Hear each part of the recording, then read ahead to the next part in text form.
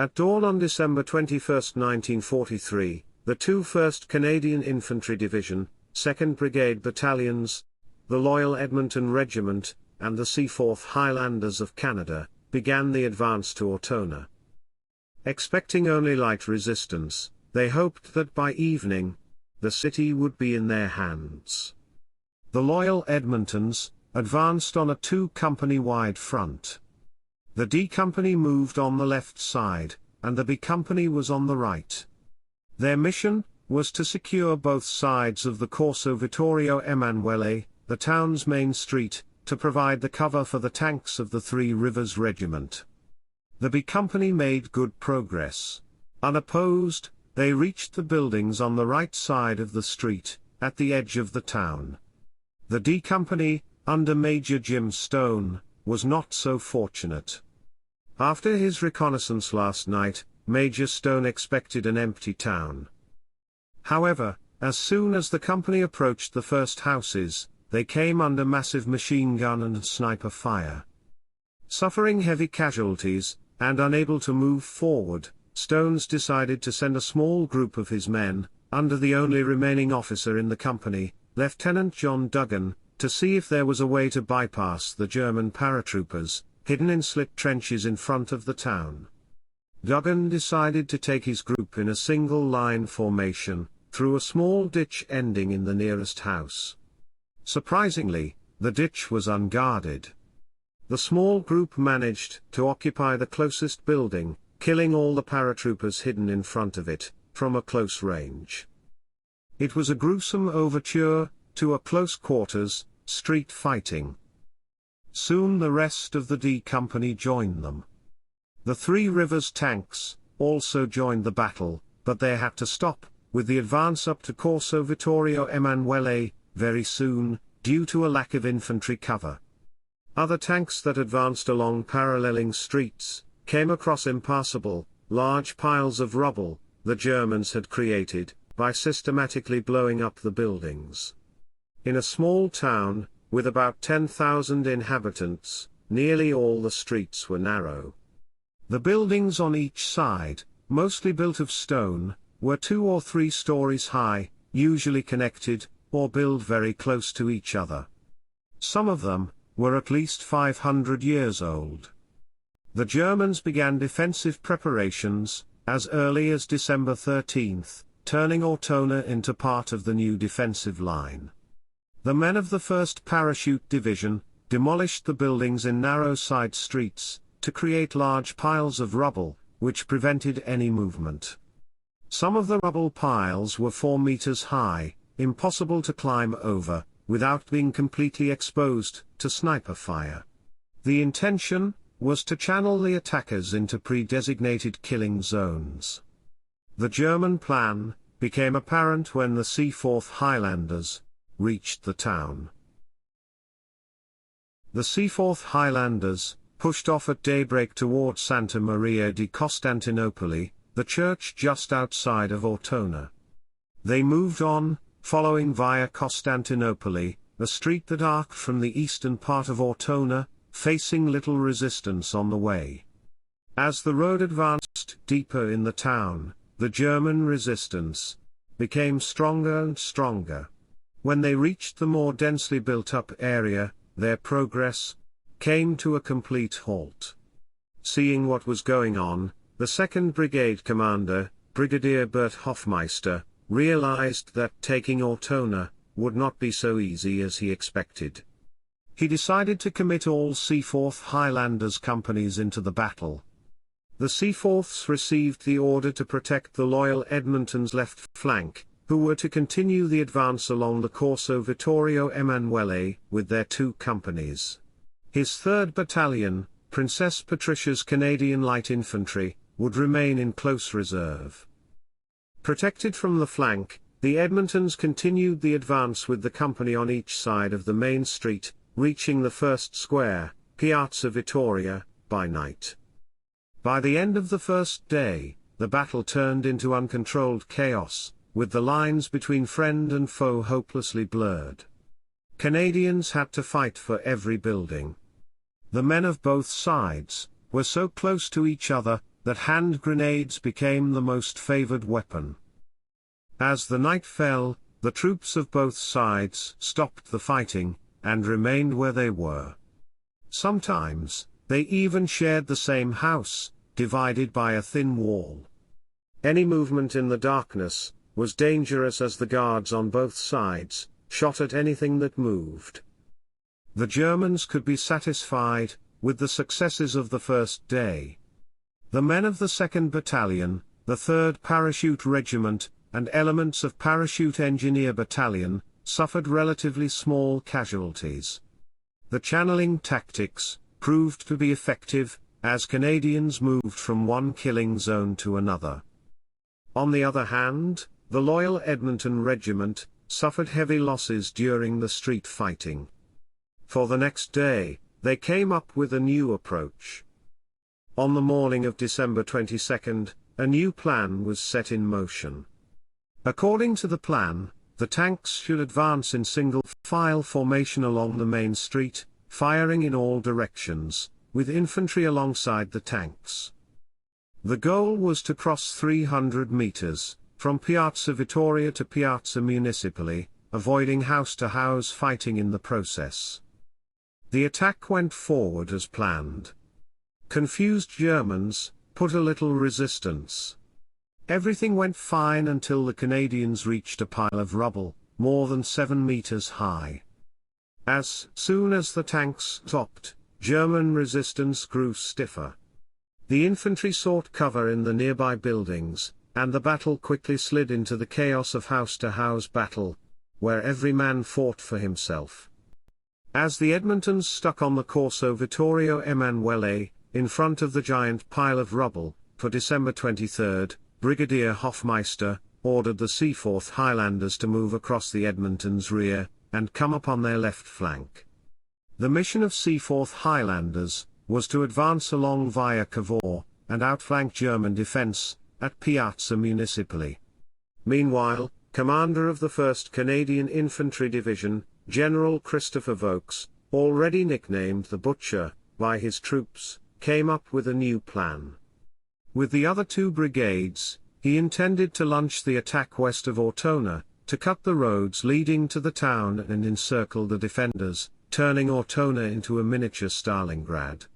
Again, he intended to send his troops in frontal attack, supported by remaining tanks of the 1st Canadian Armoured Brigade. However, it seemed that Vokes also learned his lesson. Instead, to line up his troops for a wide frontal assault, this time, he implemented the tactics where the attack would move in stages, where every battalion would exploit the success of the previous one. Although reconnaissance showed that the ground was soft and muddy for the tanks, he insisted on proceeding with the offensive. If his plan succeeds, the German paratroopers would have no other option but to withdraw or face destruction. On December 23, men of the 1st Canadian Infantry Brigade began the assault to clear the road west of Ortona.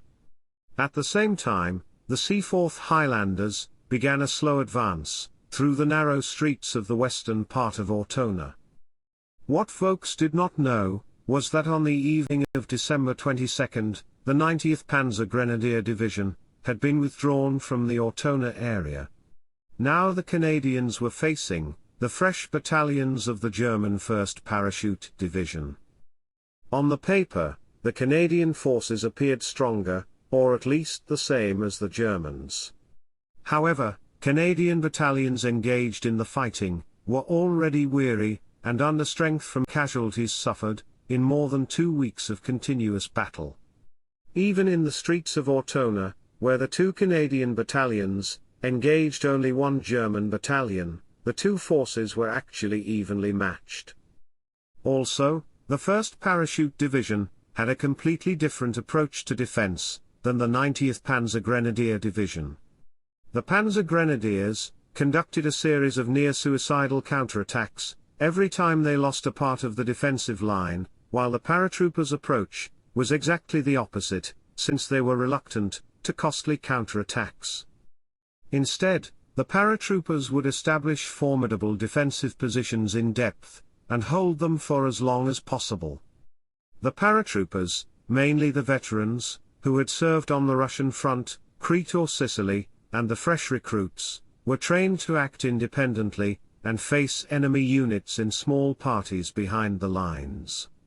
These groups could cause havoc among the enemy with lightning-fast raids, attacking the enemy positions from the rear.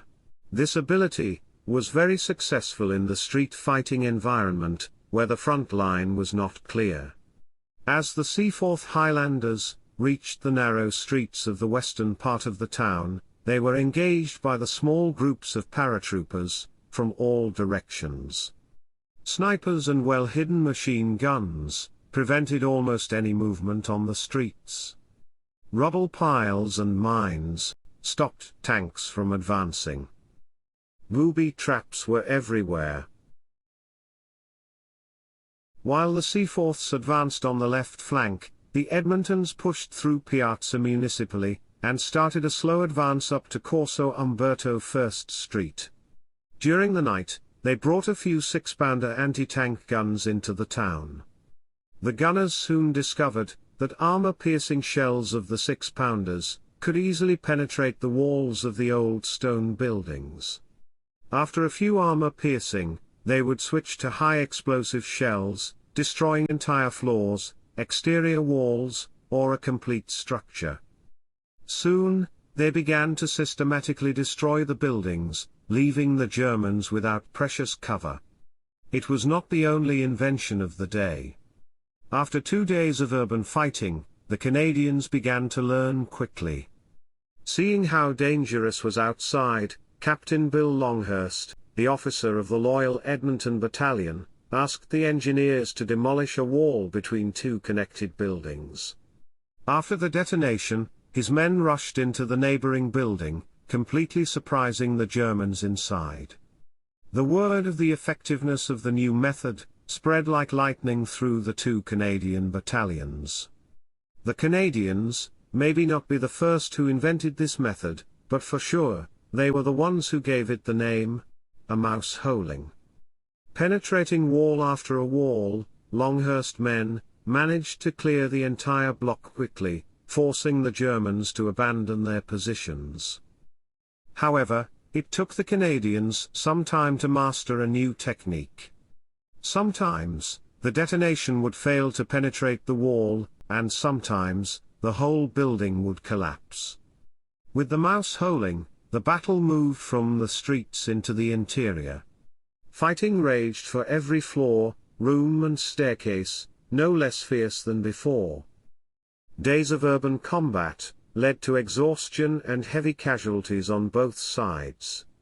Losses suffered reduced 2 Canadian battalions to company strength. On Christmas Eve Day, the battle still raged on. The Edmontons fought their way out of Corso Vittorio Emanuele, and pushed towards Piazza Plebiscita, and Cathedral San Tommaso.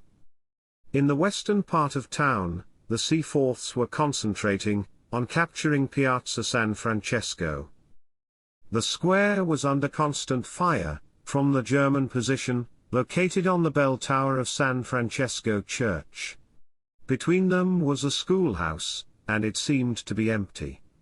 A 6-man section went to check and secure a large 3-story building.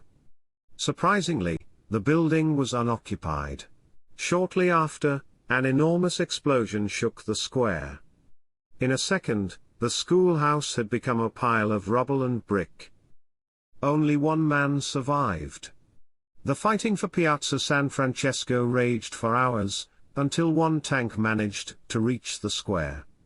After receiving the order to shoot at the bell tower, the tank commander at first hesitated. After all, he never expected to be in a position to destroy the church on Christmas Eve. After he was ordered again, the tank commander silenced the German position with 1 precise shot. The fighting for the San Francesco church continued throughout the night.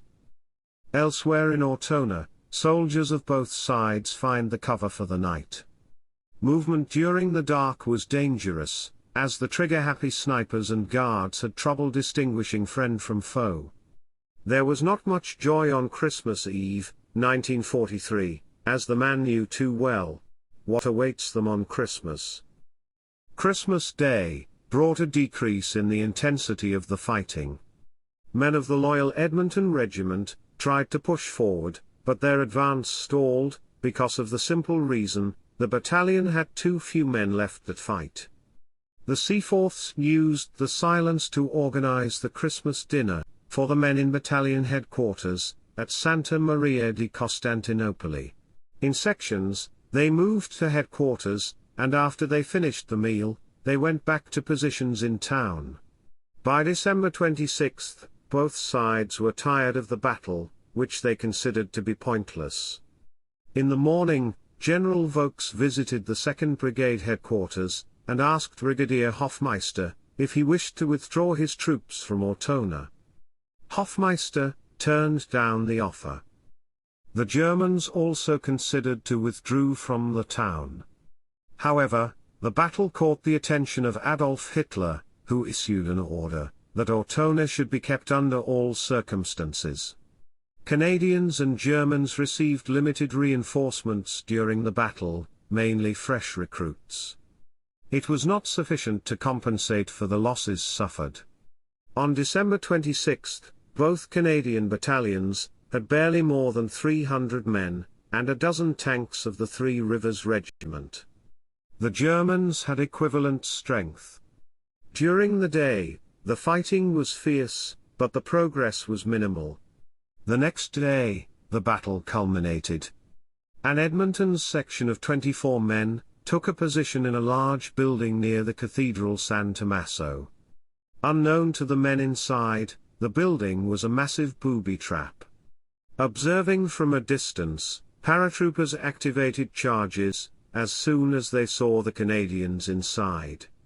A powerful explosion destroyed the building, killing all except one man inside. After this incident, the rest of Edmontons have become furious. Blinded by the rage, and disregarding their own safety, men of the A Company battled the way into the German sector. Engineers packed explosives into the building occupied by the paratroopers, destroying the building after they reached a safe distance, killing at least 40 paratroopers inside. These actions brought the men of both sides to the brink of madness. Like they had enough of Ortona, the Germans and Canadians spent the day engaged in a contest of a frenzied demolition, destroying one building after another, ignoring the fact that thousands of civilians were still in the town. High explosives replaced hand grenades as the weapon of choice. By the end of the day, the Germans still controlled just a small northern part of the town. For the final push, Brigadier Hofmeister decided to commit into action his last reserve, the Princess Patricia's Canadian Light Infantry Battalion. He was reluctant to use his reserve battalion earlier, because intelligence reports suggested that another paratrooper battalion was being moved to Ortona. While Hofmeister prepared his plans for the next day, he was unaware that the German paratroopers withdrew from the town during the night. As the day broke on December 28, the unusual silence spread through Ortona. The exhausted men of the Loyal Edmonton Regiment and the Seaforth Highlanders of Canada carefully left their shelters ready for another day of fighting. Surprisingly, the ruined town was quiet. The Battle of Ortona was finally over.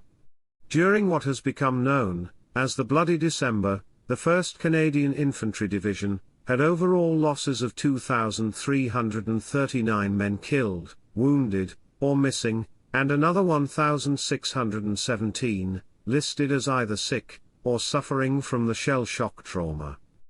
In fighting, from December 20th to December 28th, the German 1st Parachute Division lost 455 men, of whom at least 250 were killed.